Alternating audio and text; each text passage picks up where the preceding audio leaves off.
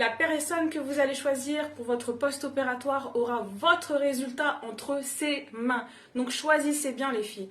Et effectivement, cette patiente, comme toutes les patientes qui font une chirurgie, qui s'apprêtent à faire une chirurgie, le post-opératoire, les filles, choisissez bien. C'est le changement de gaine, le changement de compression. Je rappelle qu'il y a 3 compressions dans le post-opératoire.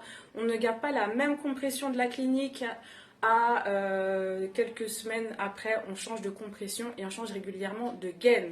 Et surtout les drainages très importants qui doivent être manuels dans un premier temps. Ensuite, on peut incorporer les machines en fonction de l'évolution de la cliente. Surtout, c'est très important. Autre chose, parce que je reçois beaucoup de personnes qui sont à 1 mois, 2 mois post-opératoire et le résultat est juste catastrophique parce que elles ont fait leur massage, elles ont fait peut-être même beaucoup de massages, elles ont mis un bon budget, mais malheureusement, le post-opératoire, les massages n'ont pas été de bonne qualité. Nous faisons les massages, drainage, et ensuite il y a le remodelage post-opératoire. C'est vraiment bien ficelé, on va dire, c'est un processus. Et faites très attention les filles, c'est pas parce que la personne est de nationalité ou de origine brésilienne, colombienne, portoricaine ou dominicaine que le résultat, le post-opératoire sera de bonne qualité. Nous avons vu par exemple une brésilienne qui faisait la technique Vauder.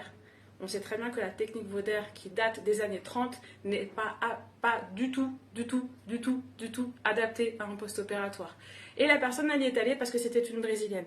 Il y a plein d'exemples comme ça. Donc surtout intéressez-vous à la technique. Il y a des techniques qui sont prohibées en post-opératoire.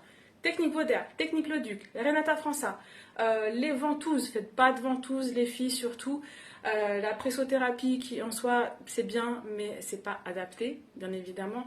Voilà, je vais vous faire une petite liste comme ça je vous rappelle à chaque fois les fondamentaux et surtout prenez soin de vous, informez-vous, mettez le budget qu'il faut, c'est très important. Si vous avez des questions les filles, n'hésitez pas à me contacter, vous pouvez laisser un petit commentaire en dessous, je vous répondrai ou en privé. Je vous souhaite en tout cas une excellente journée, à bientôt.